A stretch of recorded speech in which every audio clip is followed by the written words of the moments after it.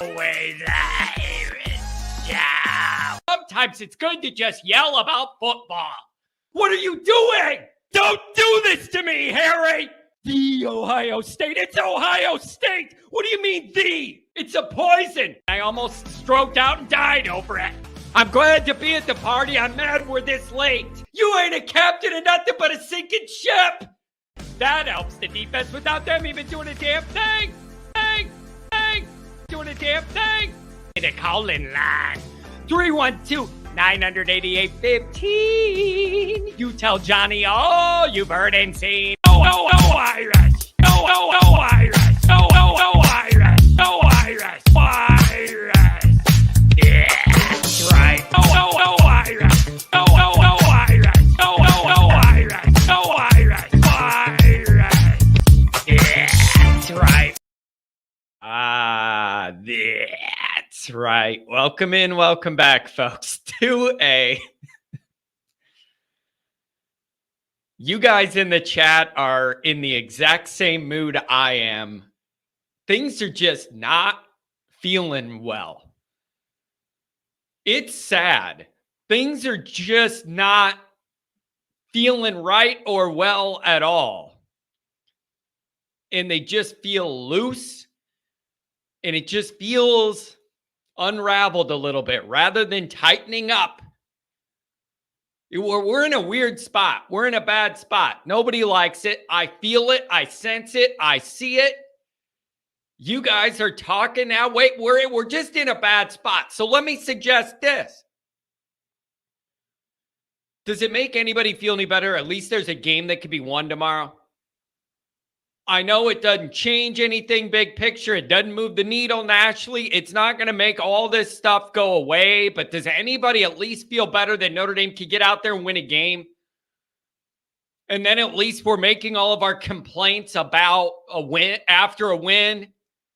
Does that help anybody feel any better? Because you guys are down and out, and I'm frustrated as hell too.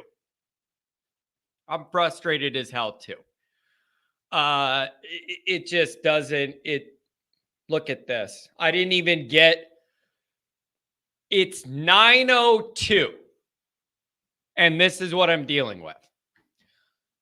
9:02 on a Friday morning when everything's going bad for Notre Dame. 9:02, this is what I get.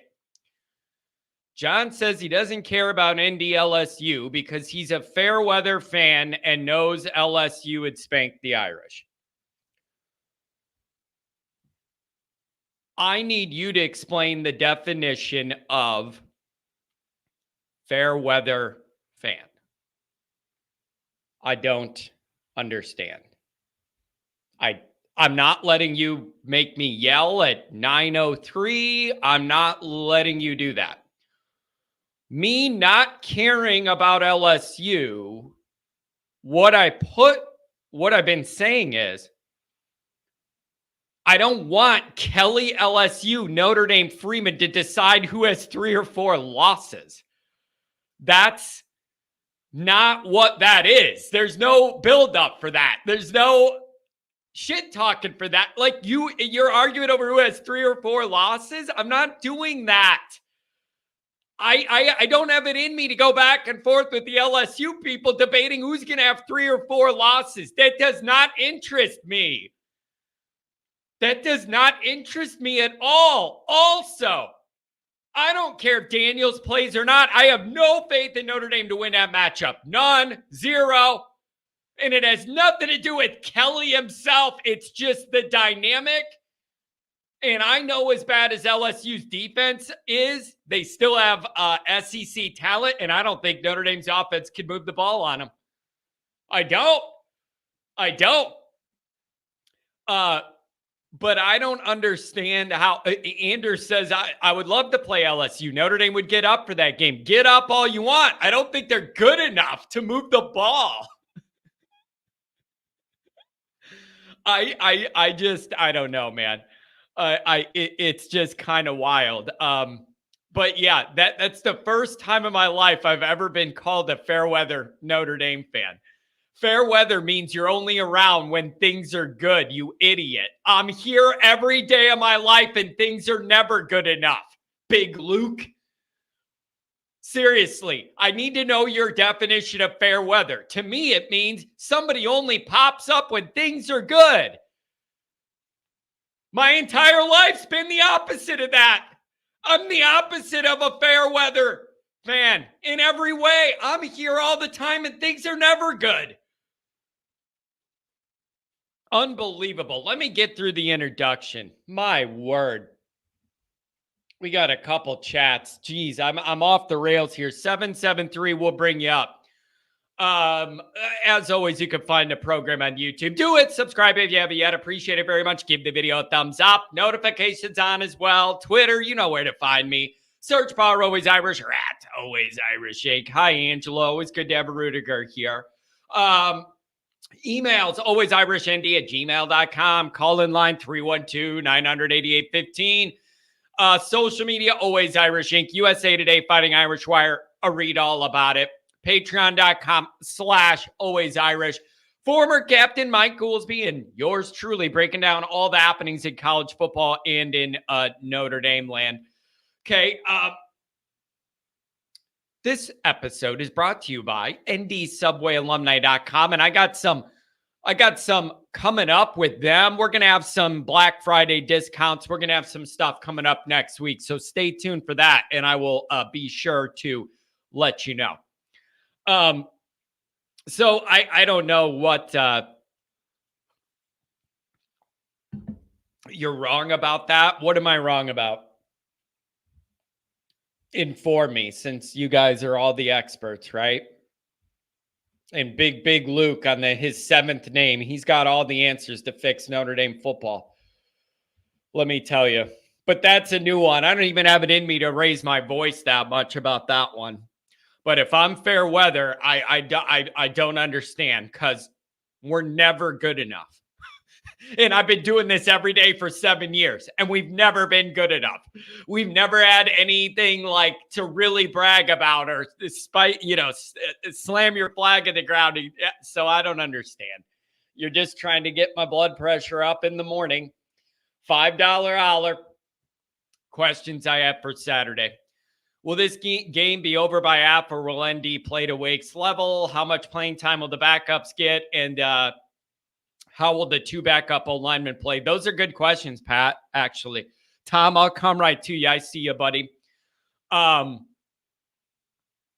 I don't know how this is going to go. It's sleepy. There's nothing on the line. There's going to be no juice. Wake's bad. We're not playing for anything. It's senior day. You're coming out of a bye. I'm not sure what you're going to get. This has got to be the goal, though, right? With the position we're in right now, this horrible position that has you feeling empty and like we ran in a big circle since August and ended up in the exact same spot we started from, basically, which is an existential pain that I'm processing that I hate the feeling of, but it's exactly how I feel. Total emptiness. Total emptiness. If you want to know how I feel about where this is all at, emptiness. I've been really thinking about it, how to sum it up in one word: empty. There was hope. Maybe things would look different this year, but emptiness. That's it. Emptiness. All the mental exercises of what this could be and how to get there and all of it we've done to be here, totally empty. It's miserable. Absolutely miserable. But in an ideal scenario, Notre Dame wins, gets up by enough that you could see the other quarterbacks while you still have stuff going on and it's not running at the clock, right? Isn't that the best case scenario for the remaining two games? Is that Notre Dame's up by enough early enough that then they can play the younger guys, and then some of us get some of what we wanted, which was seeing guys play that are going to be on future teams that seasons are not already ruined. That's the only real marker of progress for me.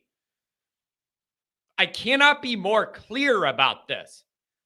I don't care if you beat Wake 100-0. I don't care if you beat Stanford 100-0. This season's a total failure. It doesn't matter. There's nothing, let me put it to you this way. There's nothing Notre Dame could do in the remaining games to increase what anybody thinks of them. All you could do is go down from here. All you could do is go down from here. That's the perfect way for me to put it. There's nothing Notre Dame could do now that's going to make me feel better about this to finish out the regular season in these two games. If you win by 200-0, it doesn't matter. You failed. And I saw people in the chat saying, is this going to be something where if we put up a lot of points against Wake and against Stanford, that then Freeman can use that as a reason to bring Parker back and lean on that as like at the end of the year we're rising? If that's the angle here, we're in a really bad spot. We're in a really, really bad spot. And I've seen multiple people write that, but if in the chat, if that's where this goes and what you do against these terrible teams is like the marker they use is progress to run it all back, man, we're in a lot worse spot than I thought. We're in a lot worse spot than I thought. I need Freeman to see what I see. When you play any defense with a pulse, you suck. You have no plan. You don't execute your bad plan, and you have no pivot off the plan when the defense stops it. You score 19.5 points a game when you play a real defense. That's horrible. It's not good enough. It's not good enough. Oh, man. $2. These are just not the conversations I want to have. Ryan Elliott, $2 holler. John, we need dogs on this team. Go get dogs. I always talk about that. I need a few dogs. You need a few dogs to win in college football. I know it's Notre Dame and we like our nice guys and everything. You need a couple animals. You do. No football teams don't win without a couple dudes like that. On the edge of sanity, right? Like you know what I mean? You don't like the guy in the... There's always like those dudes in high school football that like make themselves throw up before a game to get ready, and guys that like hit themselves in the head with their helmet and they're knocking over stuff. Like those guys that play on the edge of like, are they sane or not? I need more of those guys at Notre Dame. Just, I'm out to hurt you legally. I'm out to hurt you. I need more of that. It would make me feel good. Oh man. $20 holler from the V1 Rotate. Good to see you. Let's stop the stupid talk about bench Hartman. Let the younger guys develop. They're literally shopping for a portal QB. Kenny and Steve will be gone this offseason. If you don't beat Wake by 45 points, you are an F failure. F- failure. Wow, that's even worse than a regular F. Thanks, V1. I don't know what's going to happen here. Because then you're looking at bringing in what would be a fourth quarterback. Do all these guys stay? Or do Angeli and Minchie, are they like, okay, we're going to the portal again. That means they don't have confidence in me to maybe win the job. I don't know what's going to happen there. I mean, I realize my frustrated desire to have the other guys play isn't like realistic because Freeman can't look at it that way because he's got to win these games. And they feel that Hartman gives him the best chance, even though at this point, that could even be debatable. It's just a bad spot to be. It's a bad spot to be. Jay Carr, ultimate marketing move for Always Irish. John tweets out a picture of his Thanksgiving plate. The engagement would be bananas. A chunk of turkey, some bread, and some mashed potatoes. That's what I eat. That's Thanksgiving dinner, bro. I don't need your canned yams. I don't need that purple Jell-O stuff. I don't do that. Green bean casserole. I don't do that. A casserole. I'm not doing that. Give me a few green beans. I don't need all that other stuff mixed in there. A hunk of turkey, couple buns, mashed potatoes. That's all anybody needs. That's a traditional. I mean, it's like, come on. I don't need all that fancy stuff. Oh, man. Here's the thing, Mike. Mikey pulls my security guard. It would be the most Notre Dame thing ever if the offense goes out and scores 50, puts 50 up. You should probably put 50 up against these teams. I can't say this enough. If you win the remaining 2 games 200-0, nothing in my mind changes about how this year went. Nothing. Zero. Nothing. It doesn't change anything. The season's done. You're not playing for anything. These teams are terrible. What you do to these teams cannot be the measuring stick of anything. You failed your big tests. I'll give you USC. That was a big one you had to have, but overall, you failed the test this year. Sorry. It's so frustrating. Emptiness. I feel empty, and I feel it with you guys and the frustration, and you're like riding this out, and you like, it's almost like a car crash in slow motion. You don't want to watch, but you know you're going to watch, but you know you're going to be frustrated while you're watching. But I'm going to watch. It's my team. These are my guys, but I'm miserable. And if you see them and they're up 48-0 tomorrow, I'm going to be frustrated and go, you know when this game would have been handy? If you had 2 losses, 1 losses, or none losses, then winning by this much would have really helped you. But now it doesn't do a damn thing for you. It's just the worst spot to limp out of the year.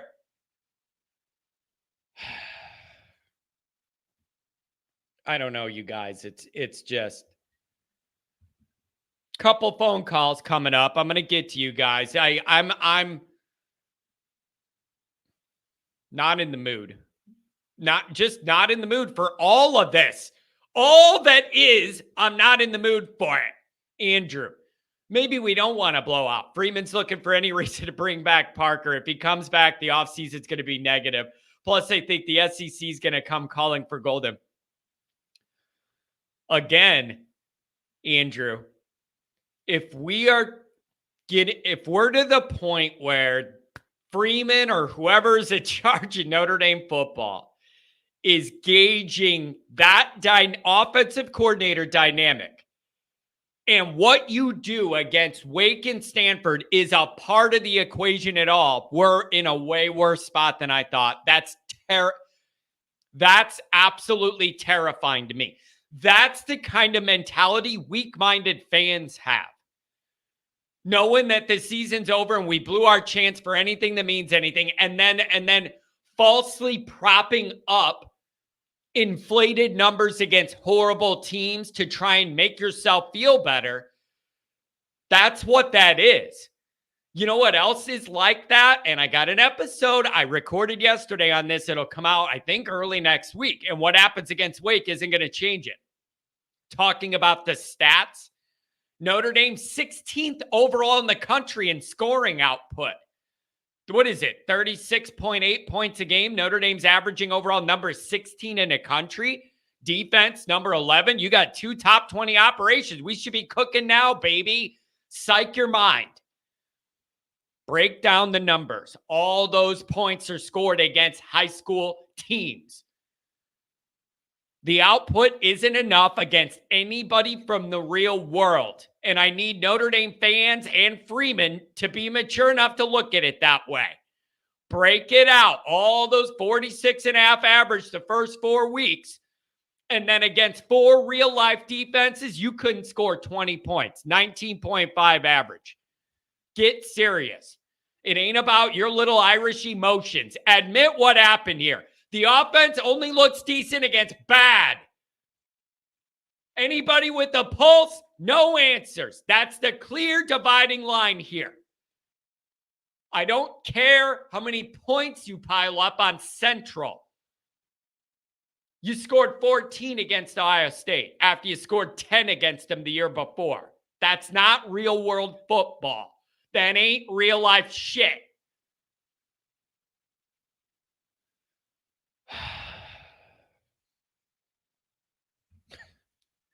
Mark with glasses. Why does it feel like every bowl projection I see looks like an automatic loss? Never mind, I remember because we have a shitty offense. I'm telling you, people are down and out, man. People are down and out. It's really unfortunate. It's incredibly unfortunate. Oh my God. Man, our life is just, it's wild. Yeah, I did see somebody, I think it was Andrew Gilmore, asked if I saw Parker talking about seeing what the media is saying about play action and all that stuff. Dude, I got to tell you guys, your guys' loyalty to these Notre Dame press conferences, I can't understand. Like, I can't. I checked out of those towards the end of the Kelly era. I was not going to get gaslit by that politician fraud every single day and sit there like a dummy hanging on every word Kelly says that I know is made up and he's not telling you the truth and it's all about what makes him look best. I checked out of that. And the only thing I took for it is injury updates. That's the only thing Kelly ever said that was honest in those pressers is give you that. Everything else was a political campaign speech to make himself look good. And then with Freeman early on, it was cool just to see the difference in personality and how he deals with stuff. But now Notre Dame's PR team's gotten to him and tried to reel him in on the genuine stuff because that's dangerous. And now I just tell me who's injured. But any of this other stuff, I can't sit there and watch it. I just can't do it. It's frustrating. And their job is to obfuscate. It's not to really tell you what's going on. It's an obligatory media thing and they obfuscate, and that's a part of the job. That's not a criticism. That's a part of the job. Getting through those pressers by giving as little as you can get away with giving and massaging everything. It's annoying. Other than literal health, I don't get much out of those. But a lot of you guys are so loyal to those pressers, hanging on every word. What do you think? These coaches tell you the truth in the press conferences? That's what you think? That on a Monday or a Monday afternoon or at 11 o'clock or whatever, Freeman's going to tell you what's really going on? That's what you think, Notre Dame people? Open your eyes to the real world. I hate to be this way. I'm just aggravated with everything on where this is at.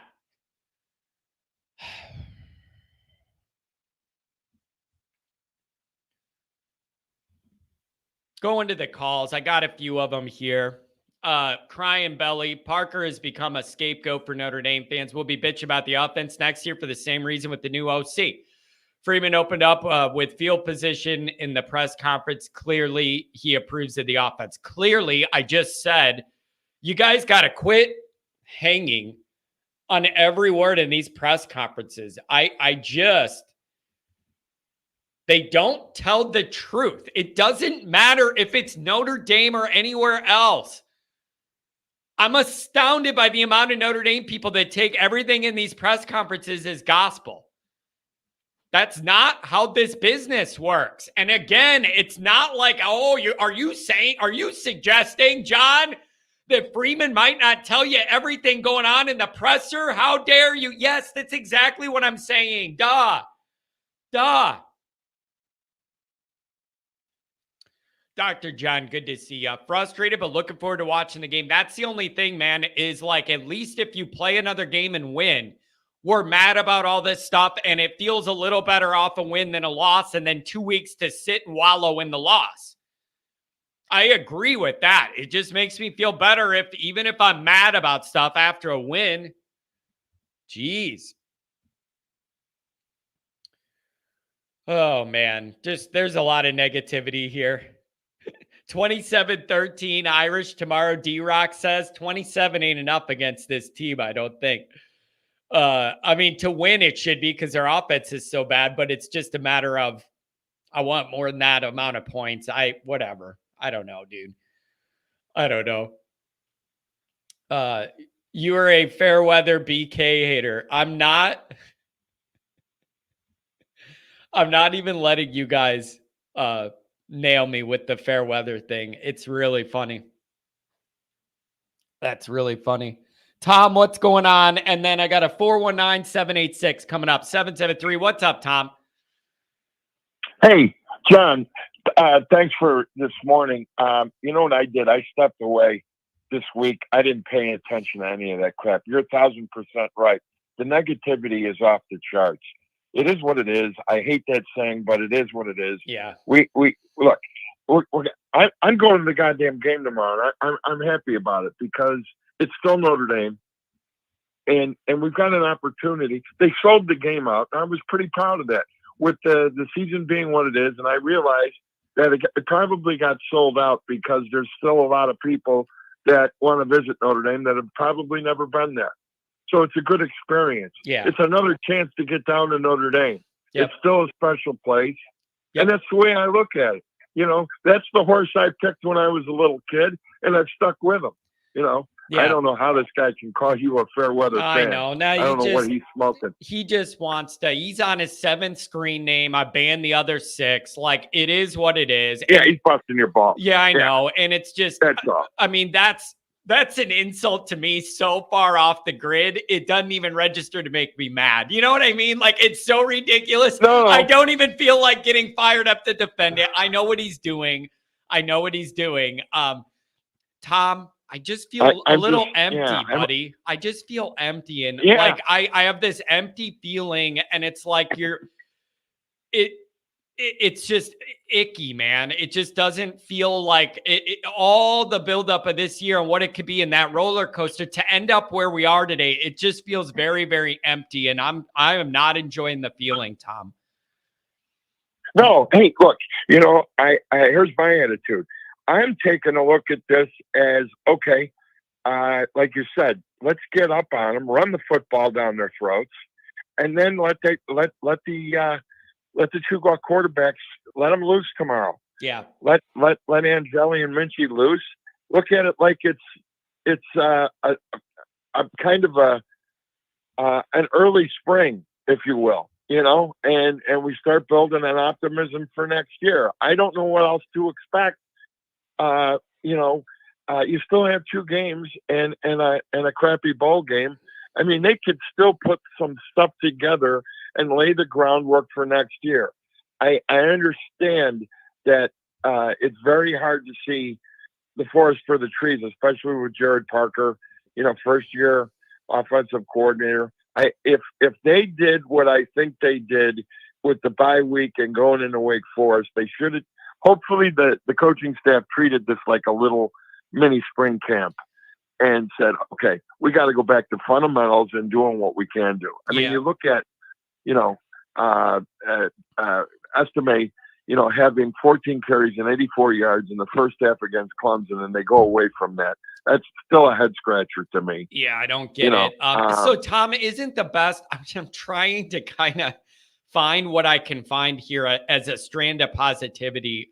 I think the best thing you can ask for the I don't know about the bowl game. Worry about that later. Who's in, who's out, who you're playing. Is it Kelly? All that shit. I don't really care. All that. Yeah. But the first 2 games here to finish out the year against bad teams, ideally, I think the best thing you could do is get ahead by enough early that we get to have a win and you don't have another loss, and you're then able to see the younger guys play in regular reps, not handing off the ball, taking a knee, but actually run around out there running the offense and the defense.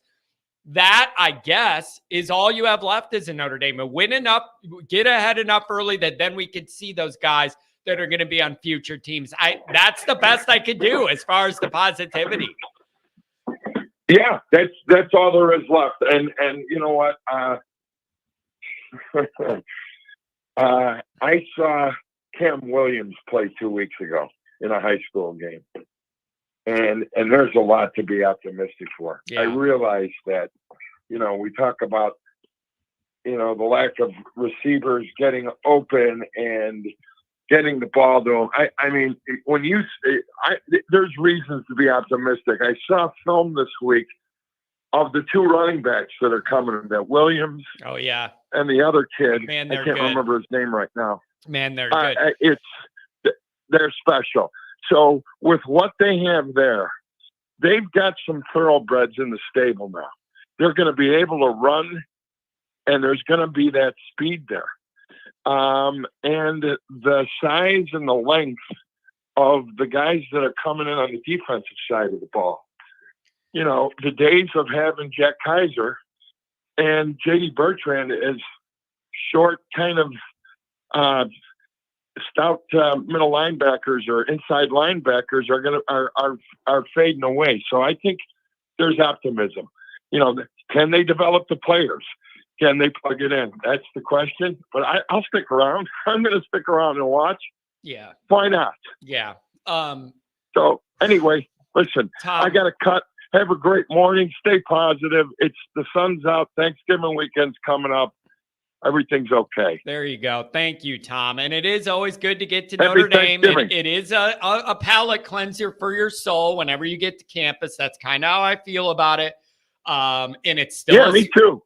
You know what I mean? It's just, I feel that when I get off that toll road and get in there, it is a soul palate cleanser for me that kind of, and that's good. And I want you to go have fun, Tom. We need more people like you there.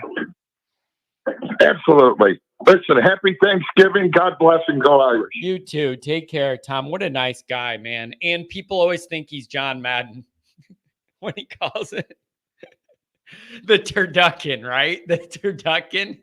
Damn bird had 9 legs coming out everywhere. I mean, what kind of science project is this? John Madden.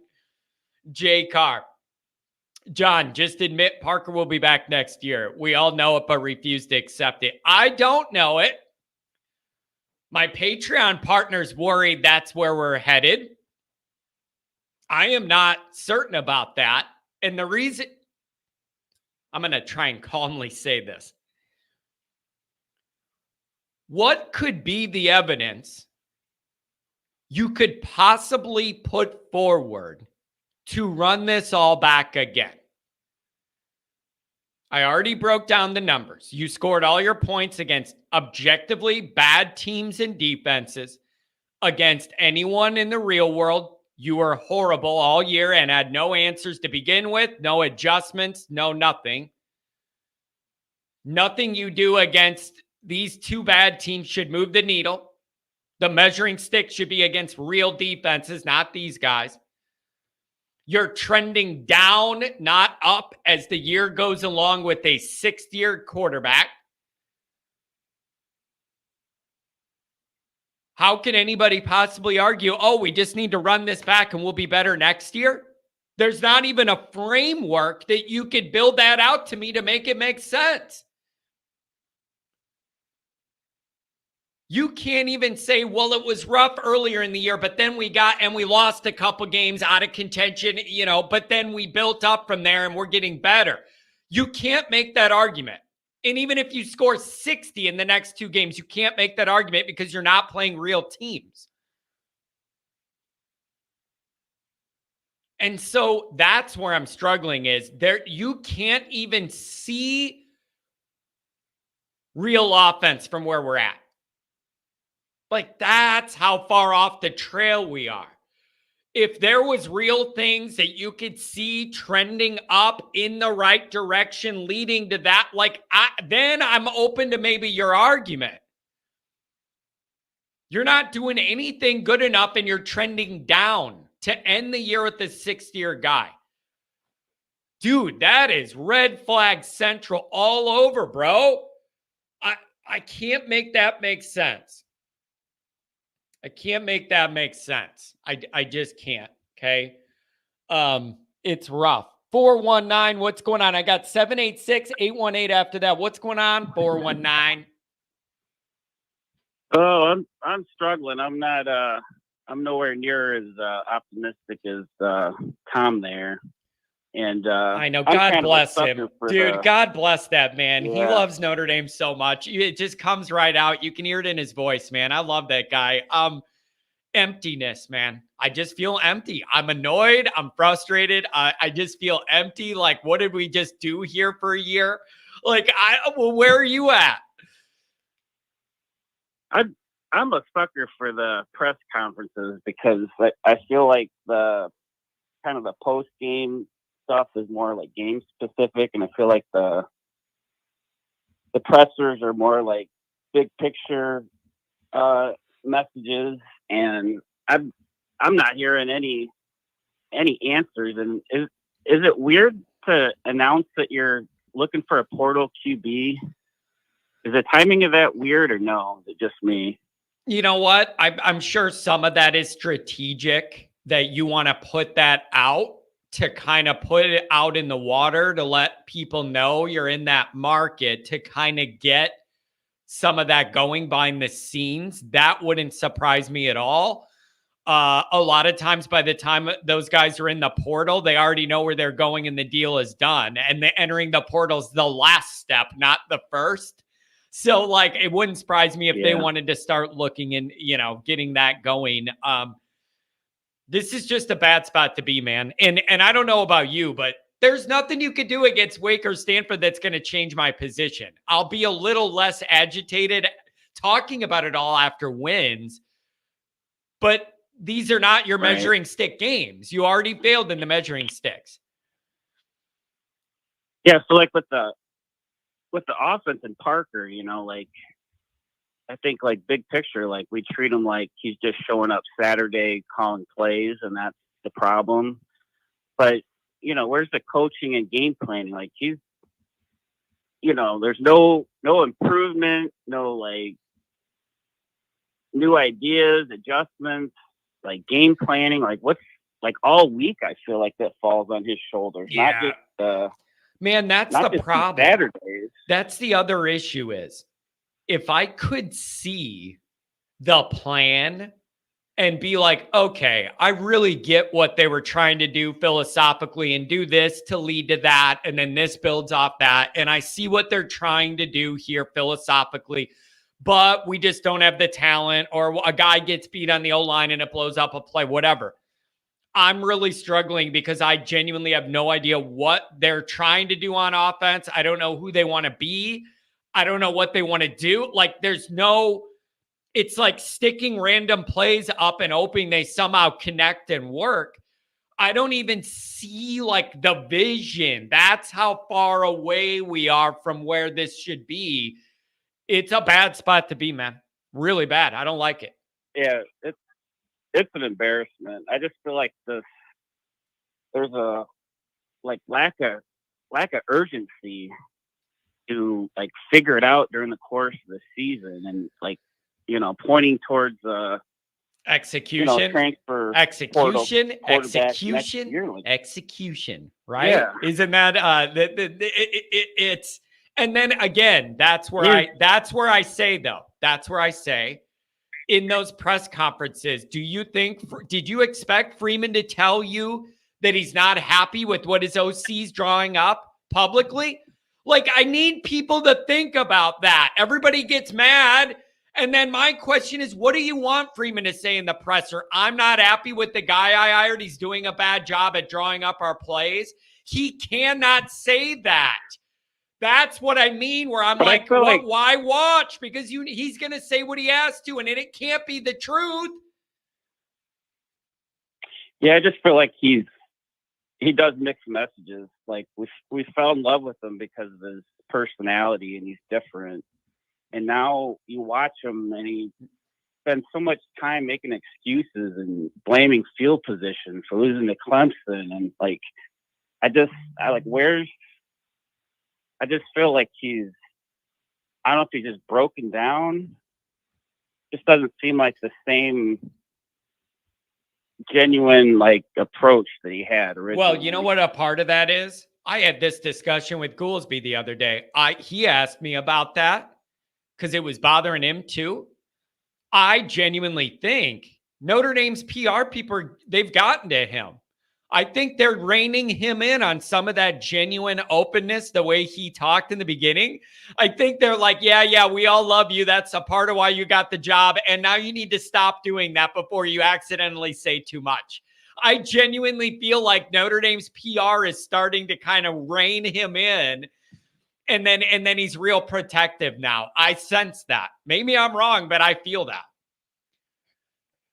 Yeah, maybe. I just feel like we're kind of at an all-time low with the vibes right now, and there's really no excitement. Yep. With we got a lame duck quarterback, and you're wasting everybody's time. Yes. I don't know what the solution is. I know, but Mark, I'm just worried about a bowl loss. Here's the funny thing, though, is everybody that's miserable, all the Notre Dame fans that are upset and all that, we're all upset. We're all mad. We're all going to watch both of these games. Like, isn't that the sick part, man? If you were that mad and frustrated, you would go out with your family, go bowling, go to a movie, go do something, go drink all night at a bar without football on. But no, we're all upset, but I'm going to be right there watching every minute. This is a sickness. It's hard to watch. Like, you're not going to turn on the game in a good mood tomorrow. You're not. I don't think it's possible. When they run out tomorrow, there isn't going to be that excitement. It can't be. This is like purgatory. Yeah, nobody's excited. Tom's only excited because he's going to the game. He's got to convince himself. Oh, yeah. God, Tom's lovely, man. That's the kind of guy, man. I love that dude. So I don't know, man. What's the best you hope for, Mark? Blow these teams out early so that other guys can play, and then that's like a benefit for the future. That's about as good as you could do right now, right? I don't know. I don't have any other answers for you. I don't have any other answers. I wish that would be the case, but I'm sure it'll be close, and I'm sure Angeli's not. He can't be that good. I mean, he's going to be a junior. I feel like Minchie's got to look better. Well, I got to see more. I wouldn't mind seeing a lot of Angeli and a lot of Minchie here, but I think you got to make sure you don't have 4 losses. 3 is bad enough. So you got to make sure that you win these games and then try and get other guys in. It's an empty year, and it's very, very frustrating. And it just feels like we did a lot of stuff, but ended up in the same spot. And I'm struggling to process that. I genuinely am. Yeah, I got probably like 31-20, and then Stanford scares me. Well, you're going to have to tune in on the Pac-12 network for Notre Dame to shut it down. The last game on that network will be old Notre Dame. There you go, man. Go out with a bang, I guess. Yeah, I think I got it. YouTube TV has it, I think. Yeah, I think I might actually get that channel. I think I have Xfinity or something. Somebody said it's on there. I haven't even looked yet. So that'll be a big benefit there, dude. All right, seriously, Big Luke, you're done. You're going into timeout, buddy. Like, I can't handle it. It's too much. I could take the stuff about me, but then when you start trying to stir up drama and drag other content people into it, like I'm already having a bad time with all this. I'm not dealing with you, man. If you don't like the show, go away. Don't be here. Don't come here and cause problems for me. If you don't like my program, just leave. I'm fine with that. Anyway, so I don't know, man. Rough spot to be. Not how you want this to be. We should be at a crescendo. Right at the crest, at the top of the excitement about to start of what the postseason is going to be. Not this, man. I'm struggling. I don't like it. Don't like it at all. It's bad. Well, thanks for taking my call. No problem, buddy. Hang in there, and Notre Dame should win tomorrow. We got that going for us. Oh boy, I just can't do it, Luke. Not today, buddy. $5 holler from Mike. Will we actually learn anything about ND tomorrow? Specifically, the offense. What's a good reason to keep Parker? If you have one, let me know. Like, if you have one, I'm not being sarcastic. If you have one, you got to let me know what it is. It isn't progress. It isn't scoring enough points to be competitive in the biggest moments that we needed it. It's not the offense is getting better incrementally each week. it's not the sixth-year quarterback is making everything look right. If you're making an argument to bring back Parker, I need to know what it's based on. And it is in progress. And the only thing you could come up with is that overall number, 36.8 points a game, that I've already totally deconstructed and ruined. You have to break out who the points are against. Against 4 real defenses, 19.5 points. That's not the real world. 361, thanks for the donation, man. Hey, what's going on, John? What's up, buddy? Hey, first off, thank you for the special delivery. I'm going to show those off for Thanksgiving week, by the way. What a good week for it. Heck yeah, man, you're welcome. You're very welcome. And, sorry I can't get on the show as frequently, but you're welcome. I love what you do. Obviously, I appreciate it. I definitely said as much to you, so you're welcome. But yeah, thank you for taking the call here. I didn't hear the beginning of the show at a conference call, but I just heard you real quick. You talked about the 36.8 points per game, and I know you kind of talked about it on one of your previous episodes. But to go even further, I don't know if you mentioned this, but those points per game include defense and special teams. Yeah. Forget what the offense has done against the actual good teams. Take out the defense and special teams touchdowns. All of a sudden, that number drops by an entire touchdown. Yeah. Yeah, you're right about that. One reason I thought of including that in my calculations, where that was most prevalent, I felt, was USC, and I already counted them in the bad defense lot to begin with. Like regardless of what, yeah. But it's a really good point. I just don't know where you go from here, man. You're in a bad spot. You're trending the wrong way. Like you're trending there. It's really, really hard to pull positives when you are literally trending down on offense. To end the year, it's just an empty, hollow feeling. Yeah, and that's that's why I asked you what's a good reason to keep Parker. I bring it up because I know you see it too. Oh, you can't fire Parker. It was his first year. You can't fire. Like they're blaming the receivers and everything else. And I'm sorry, but I don't know if you heard Pete Sampson's stat. I put it on Twitter yesterday. Sam Hartman was 2 of 13 with an interception on passes further than 5 yards down the field. 2 of 13 past 5 yards. Isn't that just a pass? And then what was more concerning was he was 2 of 13. He threw 30 passes that game. So then you look into that. That means he threw 17 passes shorter than 5 yards. I don't think that's a play calling thing. That's not we don't have the receivers. That's a play calling thing.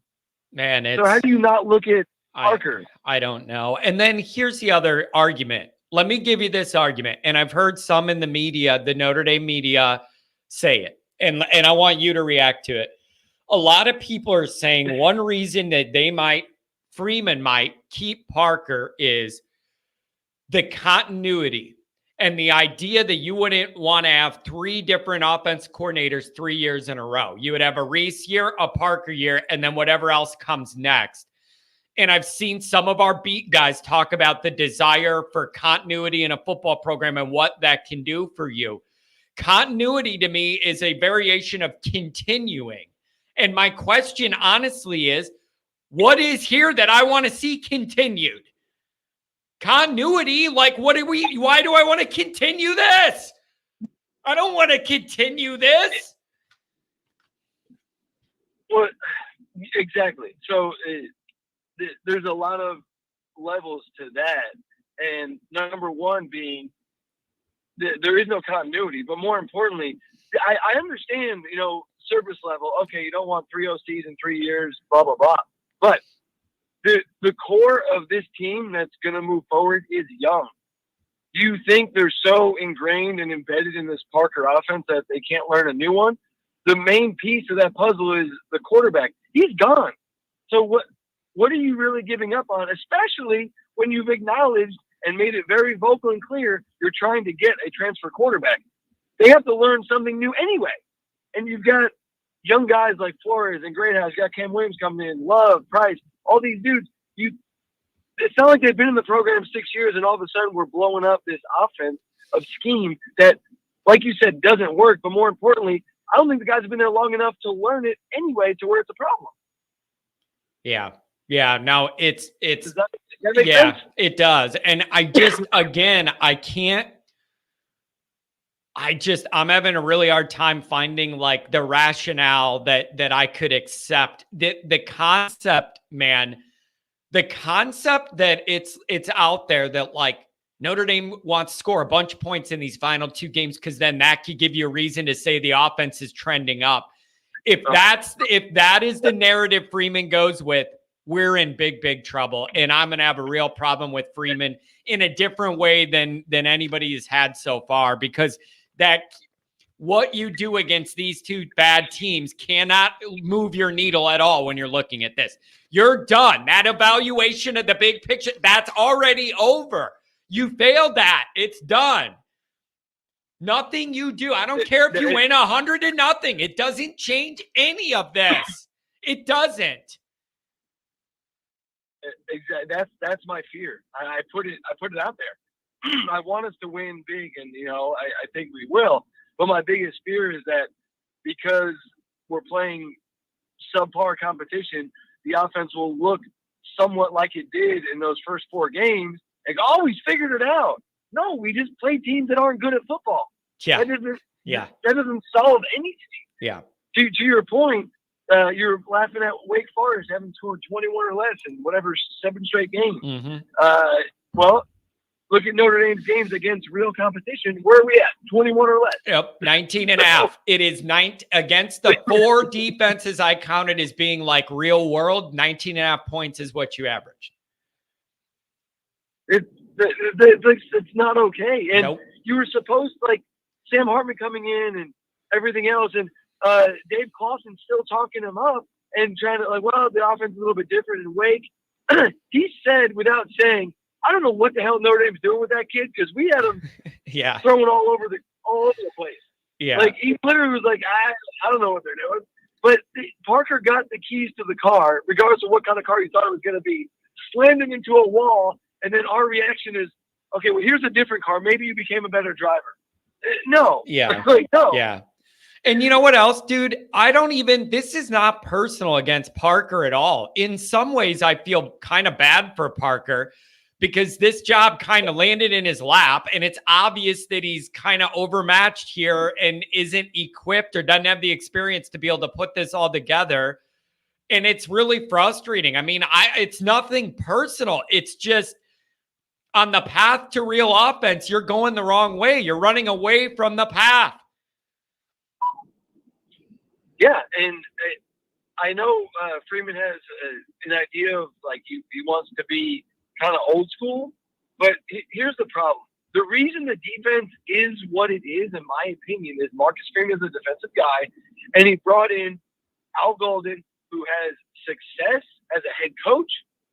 Maybe not success, but he has experience as a head coach, but very successful defensively.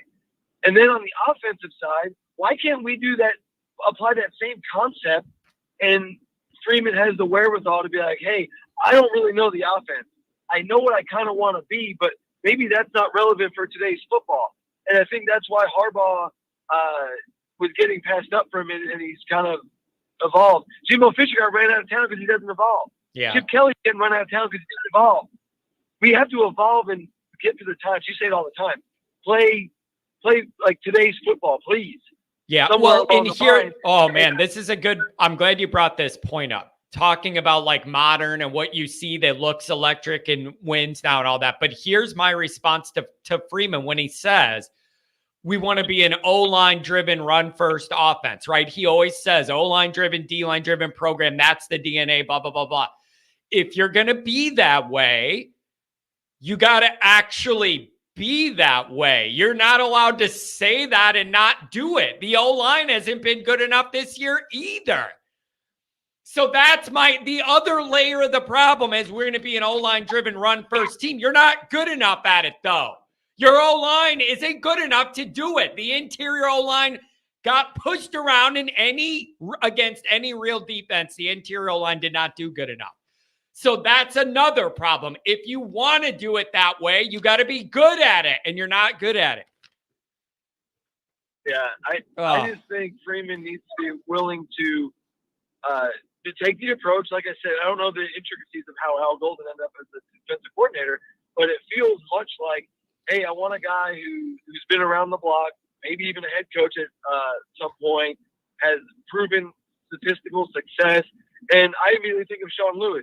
That dude brought Kent State to be the #1 offense in the entire country and followed it up by being the #8 offense in the entire country at Kent State. Like,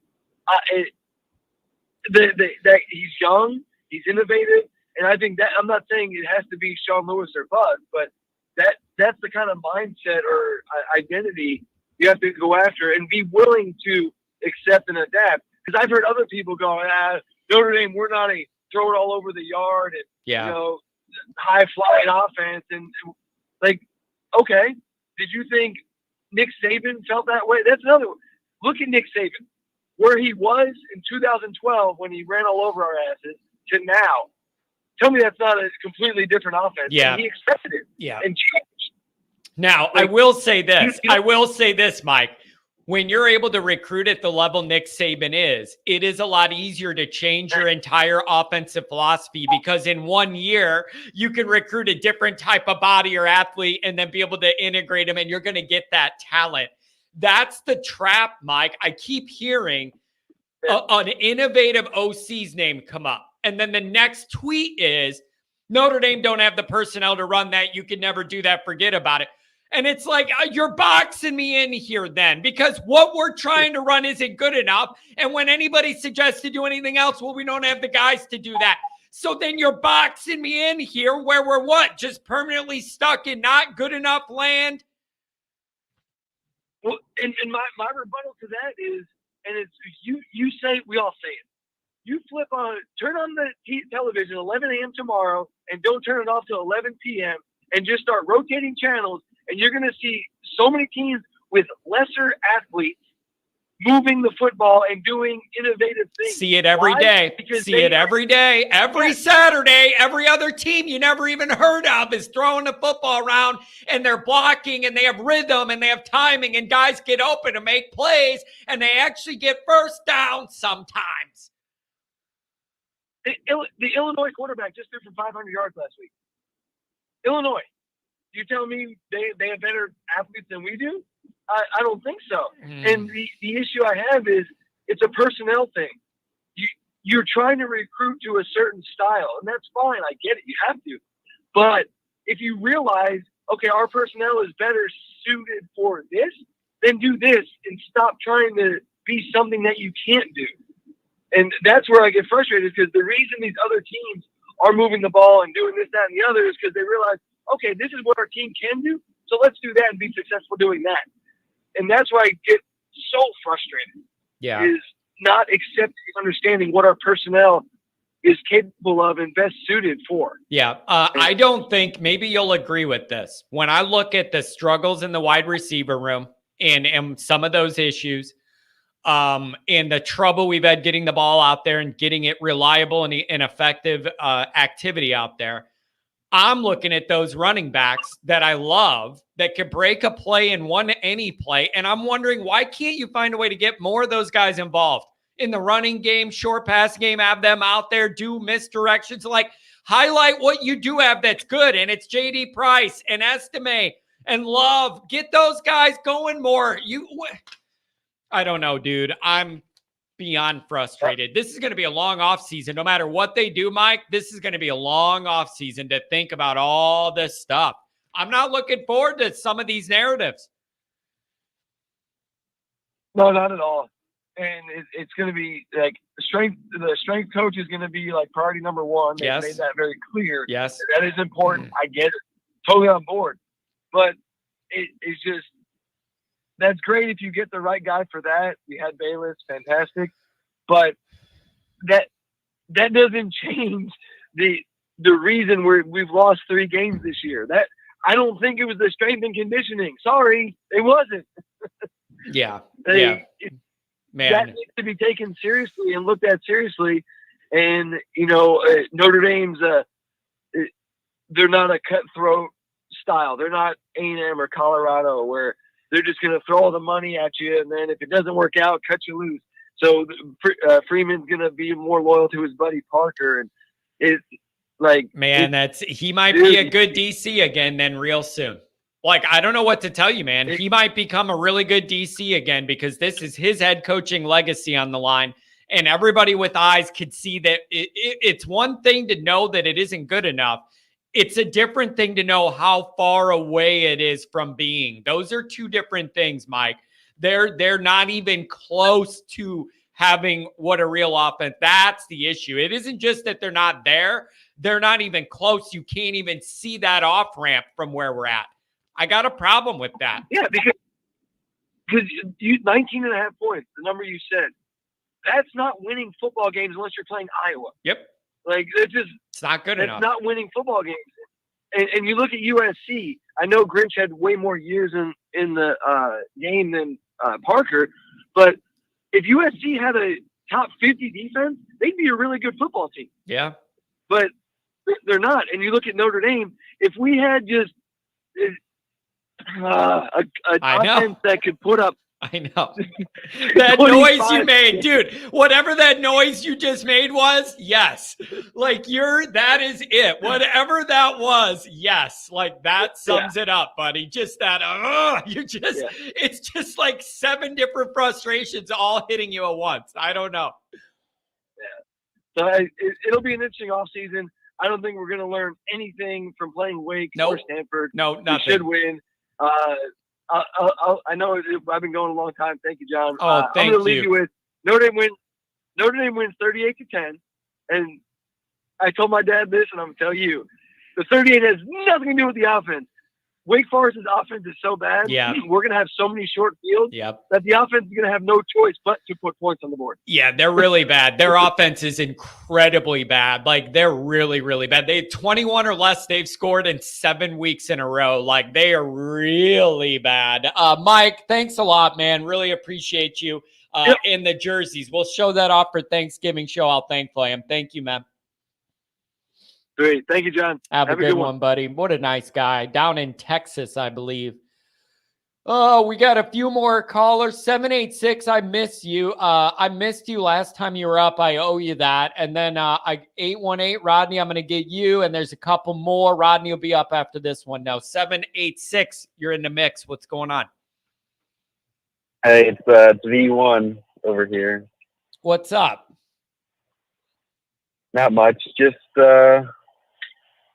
depressed, like most of us have been here the last couple of weeks, because this is not how this year was supposed to go at all. Yeah. Am I being over dramatic when I say that emptiness is kind of where I'm at with all this and what I feel inside? Or am I just being over dramatic, John, the way I am? I just feel empty about it. No, you don't even want to watch football right now because there's no point. Yeah. Your team's not in the playoffs. Everyone else is looking at the playoffs and, how can my team get in there? We're sitting here with 3 losses, probably going to lose whatever bowl game we're going to play in. And it just doesn't even matter. You don't even want to watch football. We're going to, but we don't want to. That's exactly it, man. It's exactly, we're all like, I'm so sick of this Notre Dame off. I don't even want to see it anymore, but we're all going to tune in for the game. We're addicted to this. I'm going to watch, and I like watching Notre Dame. It's just so damn frustrating. The biggest failure so far this year for me is we did what we couldn't do, right? We couldn't go 1-2 against the big 3, and we couldn't lose a stupid game. And that's exactly what we did. And as far as Louisville, whatever it is, I don't care what kind of team it is, what kind of coach they have, what kind of defense or offense. That's a stupid loss. And no world should Notre Dame ever lose to Louisville, ever. And we should have beat Clemson, been one of the worst offenses in the ACC. All those Clemson guys were ready to throw Klubnik off the ship, and he goes and shows up and plays at Notre Dame, and then it's Klubnik for Heisman the next week. And I'm so sick of it. It's the same shit every single year. Yeah. Yep. Now, I'm never going to hurt anybody for losing to Ohio State, because 99% of the teams that lose to Ohio State. But in typical Notre Dame fashion, we just can't lose a game like that where it's back and forth. They have the ball last. They kick a 50-yard field goal to win it. It has to be the most humiliating, devastating, gut-wrenching, heart-stabbing loss you could possibly ever have. That's what we get over here at Notre Dame every single year in the biggest games. Yeah, you're right. And as good as Ohio State is, and as much as I respect their talent, that you can't tell me 14 points is an acceptable outcome in any college football game. That is a failing effort that does not give your team a real chance to win most games. Like, I totally respect Ohio State's talent and how good of a program they are. You need to score more than 14 and 10 against them last year. Losers. No. A lot of people are blaming Hartman. I'm actually not on the Hartman hate train quite yet. I put a lot of the blame on the wide receivers. All this talk about Tobias and how fast he is, and then he catches the ball, if he catches it, mind you, and he's getting run down by linebackers. And it's literally these guys' job. They literally get paid to catch the ball. They literally get paid to do it now. So catch the freaking ball. Seriously. Yeah. It's thrown to you. I'm so tired of it was thrown this way and they didn't. I don't care. Could you do better? Well, no, but I'm also not on a scholarship to go play the highest level of college football on this planet. So go catch the freaking ball. I'm so sick of it. These guys are clowns. Where is our Marvin Harrison Jr.? Why can't we have, for once, one generational talent that could take over a game and win it for you? Why do we never get that? Why is it always, this guy's coming in next year, he's going to do this? You know what Sam Hartman's big reason for getting brought in here was this year? It was not just to elevate the offense, because obviously he didn't do that. It was to evaluate the talent that we have around this field. And I was hoping that at the end of the year, we could be like, wow, we're like one or two guys away from really taking it up to the next level. And not only are we not, we're not even close.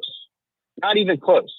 These wide receivers are garbage. They're awful. They're horrible. Once again, the tight end is the best. The tight end and apparently a lacrosse player are the best receivers we have on the field. I was going to say, you literally are tight end is your best target, whose ACL is shredded, so you don't even have it. And then you're down to the lacrosse walk-on guy. Like, that's where we're at. And I'm not even certain that is the receiver's faults. Those younger guys are not ready to play, should not be expected to carry the load they are this year, and they have hamstring injuries, and they're forced to be out there every play before they're ready because Notre Dame has no depth and they don't even have upperclassmen to play. So it's a problem on a problem on a problem on a problem. You didn't do Great Outs and Flores any favors this year by making them play as much as they did before they're ready, and then making Great Outs switch positions because of injury. It all was not ideal, man. Those guys got put in a bad spot. We have seen good quarterbacks, and I think Sam Hartman is a good quarterback. He's better than Stetson Bennett. He's better than Max Duggan. He's better than those guys. And Stetson Bennett led Georgia to 2 national championships. Now, he's got more talent around him, but Sam Hartman is a good enough quarterback where he can make wide receivers good, look good, make them 1,000-yard guys. I thought that's what was going to happen. I don't think our wide receivers are good. They would not start on any other Power 5 team that's ranked inside the top 25. Correct. Not a single one of them would start. So I was hoping that Hartman would be able to come in here and make them look better. And they just can't do it. They're so bad. They have no will, no effort. Tyree, I love the guy. He's dropped 1 or 2 explosive plays every couple of weeks. That's not going to win you anything. It's not good enough. And now our only reliable target isn't even playing. Holden stays. He's been good. He's not as good as Mitchell Evans is. Different type of guys. Yeah, I don't know, man. There's no easy answers. There's no easy way out. And the other problem is instead of trying to put Band-Aids on everything with the quarterback, maybe it's not their fault. Drew Pine he wasn't great, but look, Sam Hartman's got the same record as Drew Pine did last year going in the senior year. He lost two of the big 3, and he lost the stupid game. Hartman's in the same boat. Maybe it's not the quarterback. Oh, man. Book, Cohen, Hartman, all these transfer guys, have we gotten any better? It's so Have we frustrating. stepped up? Has our offense gotten any better? No. And the other problem is, I don't want to even bring this up, but the problem is, even after this year ends, all these problems don't end. Like, you still have a wide receiver problem starting next year. I still have concerns about the interior O-line going into next year. Like, I have no idea who the quarterback is, or like, that's the other issue is, just because this season ends doesn't mean you have a clean slate with nothing but positivity ahead of you. There's still a bunch of questions that aren't going to be answered. There's no easy way out. My advice to Marcus Freeman, if he wants to be the guy and the face of the program, the good looks, the suits, the talking, all this, if he wants to be that, he's the recruiter, fine. I'm fine with that. Get a real staff. Seriously. You know what good teams do, like Ohio State, when they're looking to replace their defensive coordinators? You know what they do? They go look around the country for the best that they can find. You don't go promote the freaking tight ends coach. They don't do crap like that. They go find a real proven guy to come in here and do the job. That's what Freeman tried to do. And the administration messed it all up. Like, that's another very, very frustrating fact about this is what you just said was Freeman's first instinct, and the university messed it up. And then that caused a domino effect that led us to this exact moment today. It's very frustrating to me because Freeman knew what he wanted to do, and it was what you said, and he was doing it all right, navigating, and the administration dropped the ball, made some mistakes, and it freaked out Ludwig, and it made it not work out. That is an underpinning frustration of all of these dynamics because Freeman tried to avoid this problem, and Notre Dame, the institution, screwed it up. Another thing I want to point out here too, this is actually about Penn State, because I've seen a lot of people say they need to fire James Franklin and everything over there, which is funny because we all know watching Penn State in big games is watching Notre Dame, right? Their defense keeps them in it, but their offense has 9 freaking points in the fourth quarter. That Michigan, even though that Michigan-Penn State game, we've seen Notre Dame play that exact game as Penn State 30 times in the last 10 years. Like, it's the exact same game. It's the exact same game with the same frustrations. Your D does as good as they can, but can't hold out all night when you have no offense, and it catches up with you. Right. Same story. We've seen that game 30 times. I tried to warn the Penn State, man, that's how it was going to go. I know they have the number one defense, the number one offense. Since all these group teams that are horrible, but they play all year, congratulations. Now you go play a top 5 team, and you can't even compete. You look awful. Drew Aller throws it for 40 yards. Like, congratulations. Yeah. You know what I'm saying? That's what it is for Notre Dame. But the difference between Penn State and Notre Dame, Penn State can't recruit to the level to beat an Ohio State or Michigan. Notre Dame can. They can't, and they lose. We can, but we still lose. Oh, and man, it's it's just frustrating, man. And I'm struggling to find like an easy parachute out. Like I'm like, there's big decisions here, man. The OC thing's a huge deal. What you do with these quarterbacks is a huge deal. Who stays or goes to the league is a big deal. I just don't know what we're going to get. And I'm very uncomfortable, and it shouldn't feel like this. We should be trending up into the most exciting part of the year, not putting the last shovel of dirt on Grandma's grave. It shouldn't be this way. I just, at Notre Dame, I know we're not what we used to be, but again, all these people, Marcus is learning on the job. Too many people are learning on the job here. Yeah. You don't come here to learn how to be a coach. You come here to be a coach. I don't know. This isn't going to be we bring in somebody next year. Because guess what? We'll bring in a transfer quarterback next year, and I guarantee you, who we got? Texas A&M Texas A&M first game next year. Yep. What do you think we're going to win that game? Let's be honest here. I'm telling you, we're going to win that game, dude. It's going to be the same shit next year. When I say there's no easy way out, this is all a part of the calculation, man. You got a SEC road game week 1, and I know that they have problems and their head coach is gone. They might actually get a better coach that knows how to be a coach and not just a snake oil talent accumulator. It might be harder for you than you even thought with Jimbo the Snake. I don't know. feel like there's too many of us Notre Dame fans. Not me, but I'm on some Facebook groups, Notre Dame Facebook groups, and I've never seen so many fans. They're just okay with all of this. Like, oh, it's always kick the can down the road, like you said. Oh, next year we'll get this. And we have a 6-year guy. We have Estime, Benjamin Morrison, Joe Alt.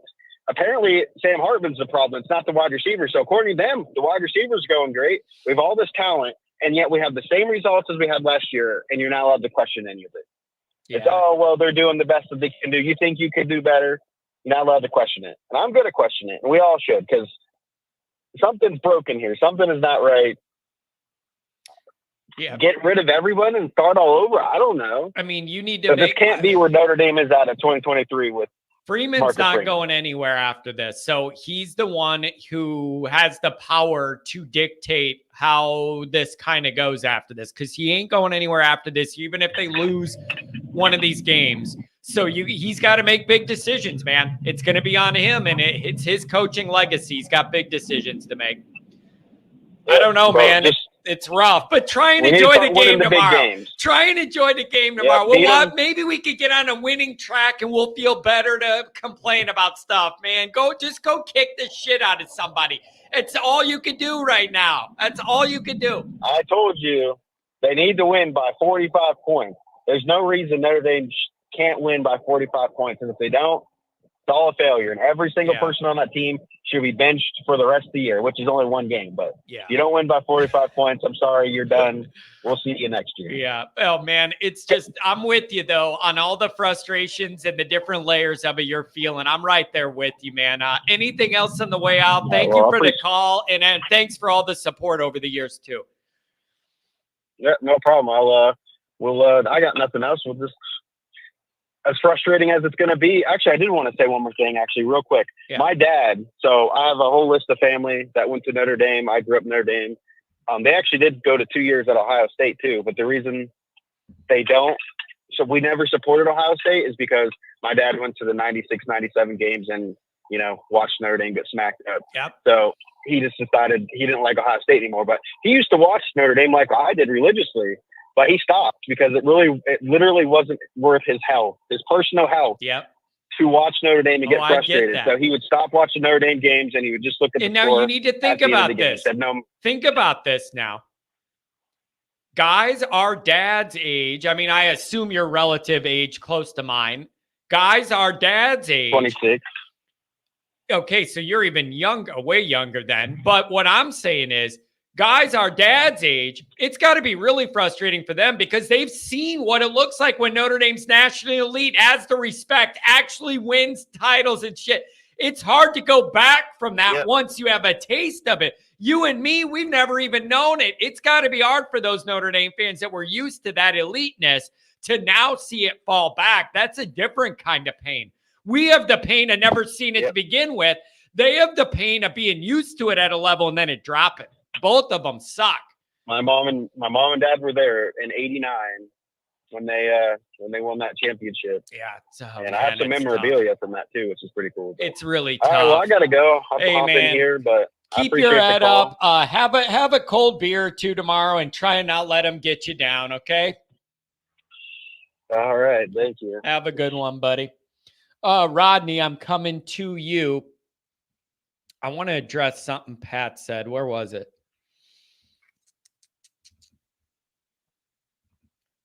Here it is. This is exactly how I thought the year was going to go. I never understood why people gave such high expectations for the team.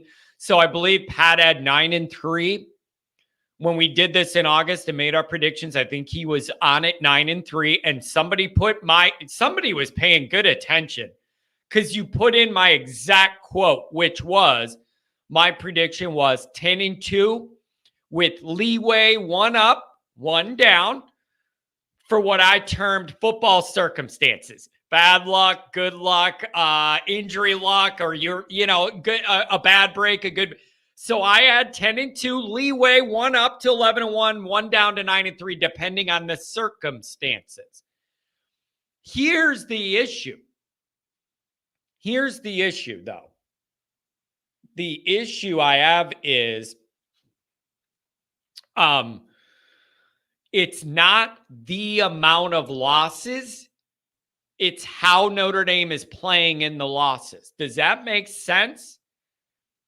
And I want to mention, when I say 10-2, 9-3, or whatever, and that's what I'm predicting, a key thing to know is that doesn't mean I'm saying that's what's good enough or that that's what's acceptable to me. Don't mistake a prediction like that for me saying that's what I'm okay with. Those are different things. But if I got to be on the record in the paper and here predicting things, it's got to be what I logically think it's going to be. Don't ever make the mistake of thinking that's what I say is okay to be. That's a different thing. That's a different thing. But here's the problem I have. Pat's spot on. It is 9-3. It looks like I'm going to be in my window of 1 down, 1 up, 10-2, right there. But here's what I always say.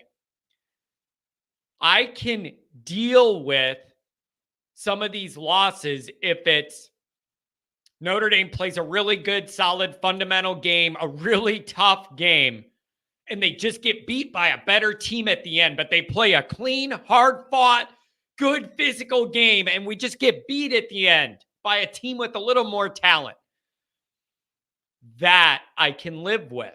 I'll hate it, but I can live with that. That's not what we got this year. You had coaching mistakes and physical plays that weren't made in the biggest game you've had in a long time against Ohio State. And then you had 2 no-shows. Those are totally unacceptable.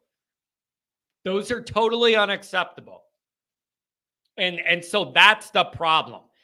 It isn't just the record. It's what you look like in it. Play a good game and lose, and I'll give you a break. Pat, I got Rodney waiting, and I feel bad. What do you got? Well, my point is, the people who had the expectation that this was going to be a playoff caliber team, that was never the case. It never was the case. To your point, like you asked me, why did I freak out after the Clemson game? Because that was awful. That was terrible. That was bad. But I expected bad. I expected good. I expected bad. I didn't think this team was going to play like one of the best teams in the country. When you're not one of the best teams in the country, you're going to lay an egg against Louisville. You're going to lay an egg against Clemson. Which if you said you're going to lay an egg against Clemson to start here, people probably think, yeah, I could see that. You're just reflecting it out because Clemson was 4-4 going into a football game. Yeah. So it's not like you can sit there and say all you want. They play good and then but they're not a good team yet. They never were. And this all Brian Kelly, those weren't good football teams. They weren't. They could never play on the main stage. And the whole thing is what you always used to say, which you don't say anymore, let him cook. He is building a better football team. He is building a deeper football team. He is building a football team that can challenge. He can. The only mistakes I truly see him making are with the quarterback room. That's the only mistake I see him making. He's building depth across the board. He's recruiting better quarterbacks, but it's just this football team has a way to go. It has a way to go.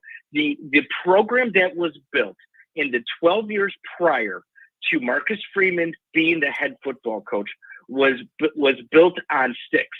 Okay, it was built on sticks. It could never stand up, and we know this because we watched it for 12 years. It could never stand up against the best teams in the country. Are you kidding me, Maggie? It could never stand up against the best teams in the country, and because they got blown out every time they were on a national stage against a top-tier football team.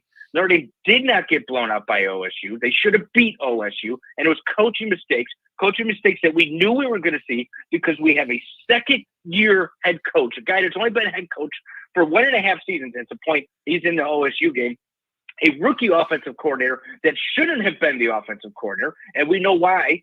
So, yes, is it exactly what I want it to be?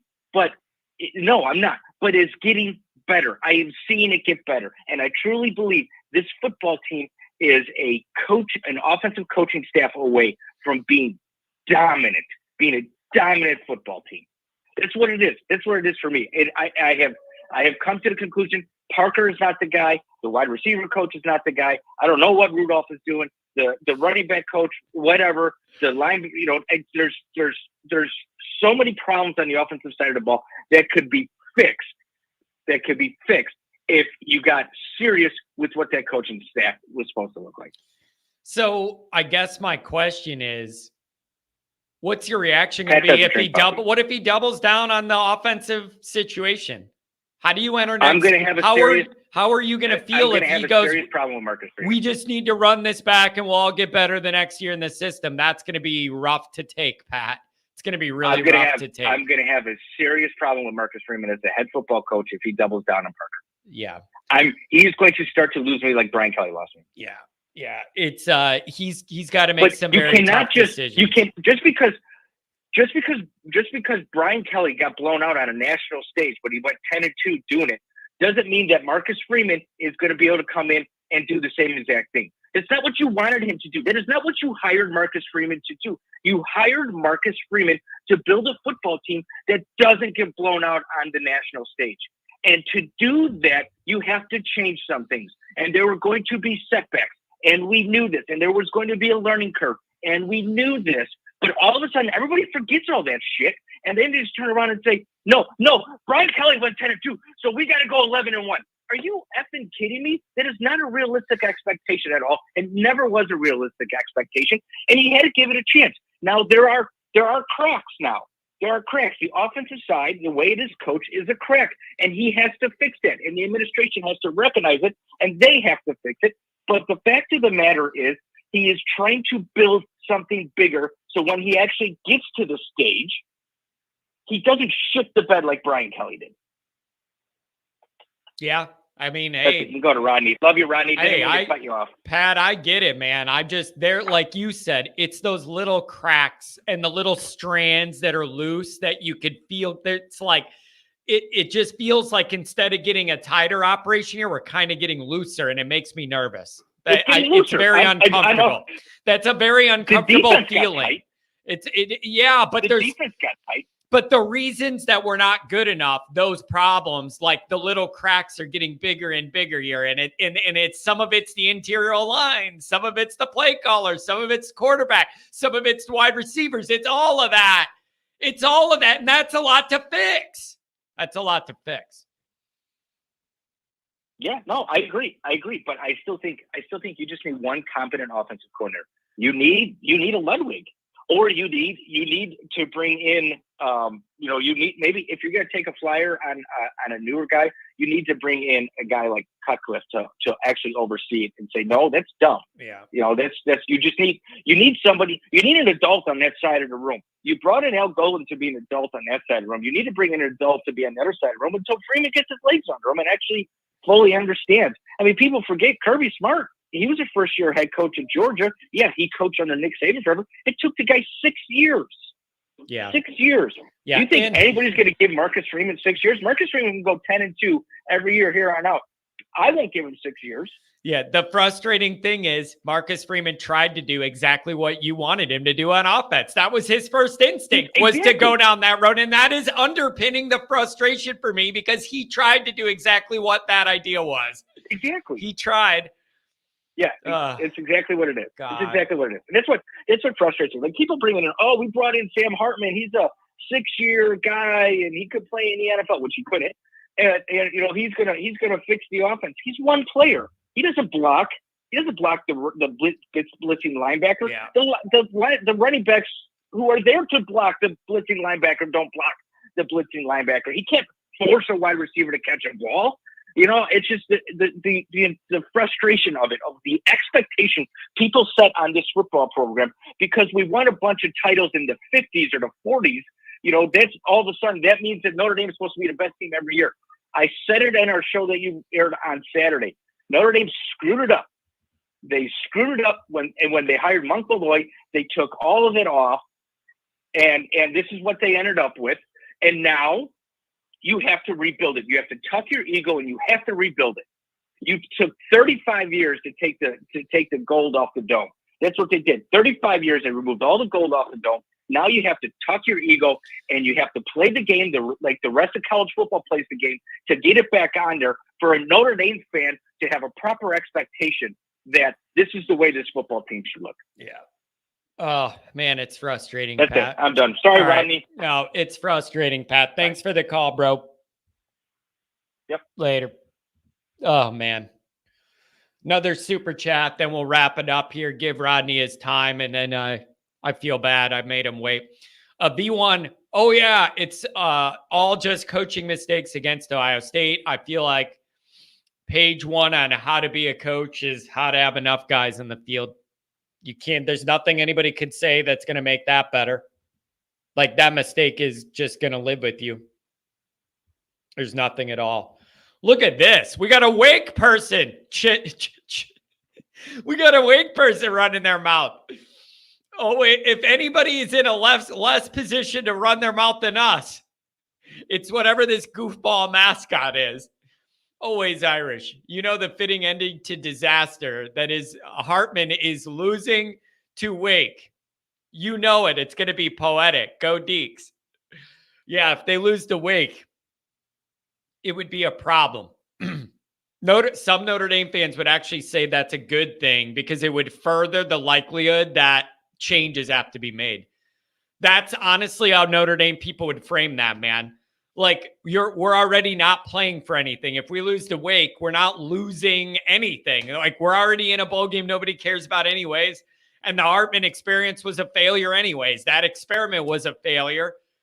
So it would just be like, okay, I would look at it as, all right, it's further proof we got to make changes. I will say this, though. If anybody should have an idea of how to get into Sam Hartman's head and know all of his strengths and weaknesses, it should be Wake. So that I'm interested to see. Thank you for the $5 holler, Mike. But yeah, it would be a really interesting post-game show tomorrow if that happened. One more chat, and then God bless Rodney. Dr. John, everybody wants to crucify Parker, and yet I can't get anybody to come up with an objective data-based method to evaluate the offense. Dr. John, I already gave it to you. Points scored against dog shit teams and defenses is one category. Points scored against real-life teams is another category. One of them's in the upper 40s, and then against the real teams, it's 19.5 points a game. That's not good enough. That's not modern football. Failure. I don't know how else to do it that's more fair than that. Really, honestly looking at what you put up against the horrible teams and then go, oh, but when we get in a real game against real talent, then what do we do? I don't know any other more fair way to do it.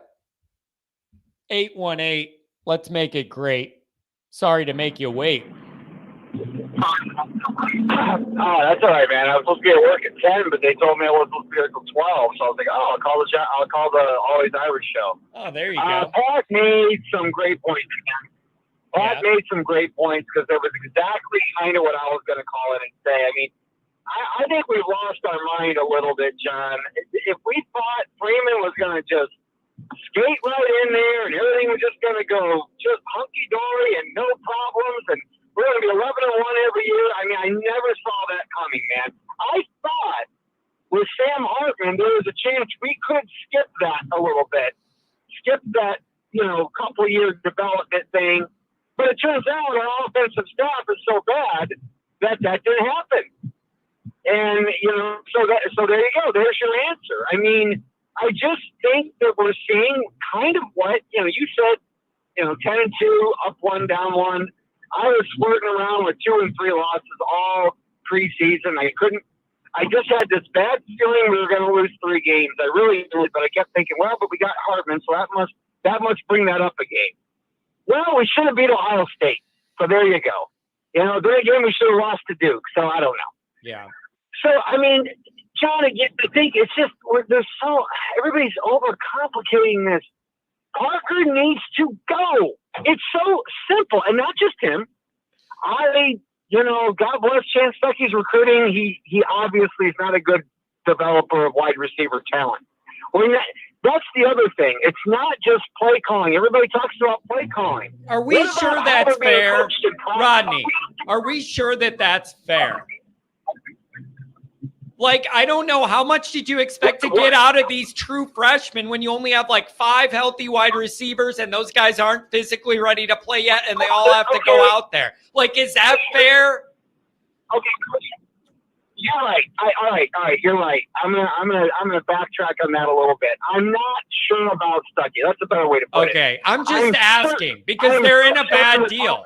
They're in a bad dynamic right now where freshmen that are not physically or mentally ready had to play every snap all year because you have no depth, and that's very, very difficult. Yeah. It's just, I don't know.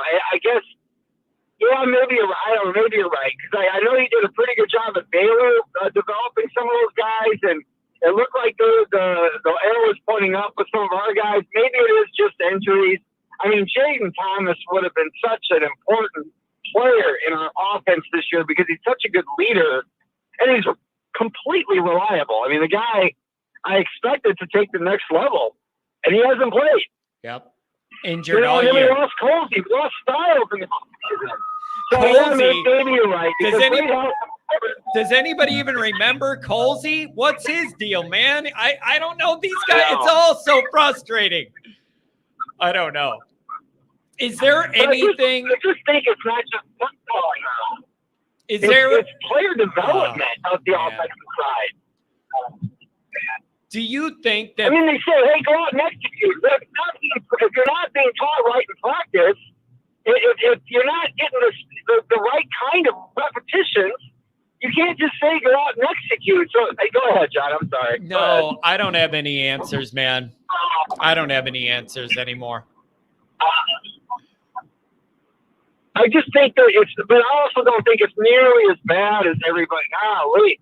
I mean, I'm going to the game tomorrow. I'll be in basically the same seat you had. Yeah. Back against the wall. Go to the top, baby, and you can jump off. That's the thing. You can hop right out if you need to, buddy. You can hop right out if you need to. You're right there.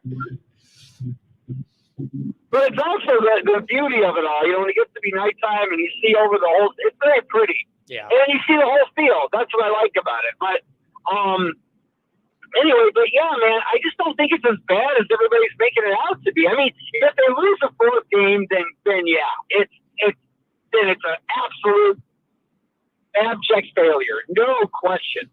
But I still think winning these next 2, and I do think, you know, we're going to definitely lose a bowl game. How do you know? How do you know who we're playing? If there's one thing Marcus Freeman has shown, if you want to look at his track record, it's that when he has time off, he generally comes off that time off with a team that's ready to go.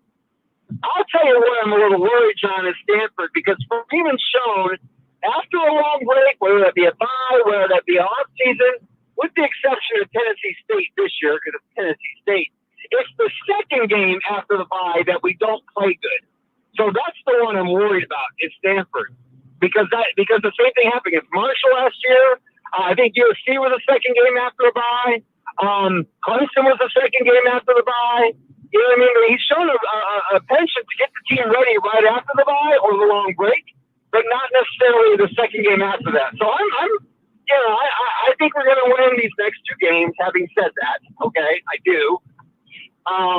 And then let's see who we play. Let's get that 10th win. Let's have some momentum going in the offseason. Get rid of all this morose depression. I mean, it's not as bad as everybody thinks. Dude, why does it feel so bad, though? It feels really, really bad. Is it just because the offense is is it because the Hartman thing, we wanted to be better than it turned out, and that's adding weight to the disappointment? Yeah. Like, why in the hell does it feel this bad? We've been this bad before, and this feels worse. Why?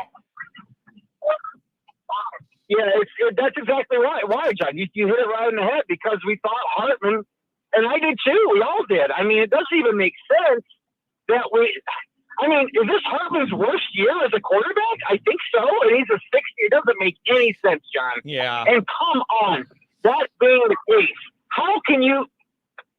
I know we're not there. I know we're not seeing things, in details behind the scenes, but Yeah, and let's give Freeman the benefit of the doubt before everybody's ready to say, oh, he's going to definitely bring Parker back. I mean, Notre Dame's not going to fire coaches during the season. They did Van Gorder a couple years ago. Good, you had to. You absolutely had to. Yeah. Let's let Parker finish it out if that's what they're going to do. Let's have faith that they're going to make the right decision. And if they don't, then let's call in and yell and rant and rave and bitch and moan. And that's fine, and I'll be there right there with everybody. Yeah. But my God, man, I just don't think it's as bad as everybody says. We got a really good defense, and the special teams has really made strides over the year, man. They've gotten better as years going on. You know what, dude? So I think you're right, Rodney. I think you're probably right that it isn't as bad as it seems. And when things have gone good, it's probably not as good as it seems too. I think that's a part of this, and it's real. And we're at the end of the year, and everybody's just frustrated that we're not playing for anything on a national scale.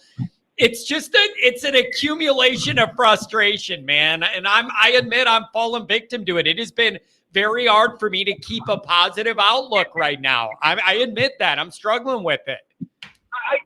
Listen, man, I totally get it. I'm just trying. I'm not saying this to be optimistic. I truly believe this in my heart, man. Now, again, if something happens, and I don't think it's going to be tomorrow, but if for some reason we lay an egg in Stanford, then we're in trouble. But I don't see that happening really. But I'm telling you, man, if we get that 9th win, we get a matchup that's favorable or whatever in the bowl game, and we win that 10th game, you watch and see how Notre Dame Nation changes their entire mindset. I guarantee these people that are all morose are going to be, oh, wow, now we got that 10th win. Looking forward to next year. It's going to change. Yeah. Oh, man, this is going to be, it's always something, Rodney. It's always something. Nothing we do is normal. There's always extra layers and complications of the whole Notre Dame thing. And here we are. But you know what, Pat, one last thing, and I'll let you go. Pat was so right, man. When Father Malloy and Wadsworth, the athletic director, they ruined this program. And it's had to be built back up. Schwarber brought it back a little bit, quite a bit, actually. Him and Kelly, you got to give them some credit there, Father Jenkins included. Yeah. They made a point to bring the program back. They haven't brought it back the whole way, but they've got to start it there. Now we need Bavakwa and whoever that the new president of the university is going to be. That needs to be. That's an important hire. That is such an important hire. I don't know that people realize how important that hire is. Yeah. Yep. Hey, you're right, man. Rodney, I'm with you. It's just, it's in my brain. I struggle to kind of make sense of it all sometimes. And the best thing you could do is finish out the year 2-0 and go ahead and win by a lot and let the younger guys play. That's the best you could do for now. I don't know what else to say. Yeah, me neither. And it's sad. Yeah, I feel a little bad for him. It's weird. I struggle with how bad I feel for Harvey. He's making a lot of money. He's a good ambassador of the university. He said all the right things. I think he's got talent, man. I think he's so much better than what it's shown on the field. If anything, John, I think he's tried way too hard. The whole thing, what did we say about Harvey in the first 2 games? Sammy Smooth. That was the name I gave him because he was and it doesn't look smooth at all now because he's pressing. He's pressing. He's not playing within himself. He's trying to make things happen because he's not getting any help from his coaching staff. I mean, I'm sorry, man. And God bless, like I said, I think Parker's the best tight ends coach in the country. I believe that. Go back to doing that, my friend. You're great at it. But many of us would love to have the kind of money he makes as a position coach, being the best position coach in the country, in my opinion, at his position. Yeah. So do that and go on and don't complicate this, John. Just get a good, seasoned, veteran offensive coordinator who's done it before and who's proven to have, hot 40-ish offenses, for God's sake. Let's just get this thing right and stop overthinking it, Yeah. Hey, man, I'm with you. It'll feel good tomorrow to get a win, though. I feel better complaining after wins. It's not going to move the needle, but it just takes the edge. It takes the edge off. So go ahead and just win this game by a lot, and we'll revisit it. Anything else, man? Thanks for the call today. Yeah, you got it, man. I'll give you an update on what what the stadium feels like tomorrow. You know, the overall morale Yeah. of the stadium. Shoot me a text from the funeral, okay?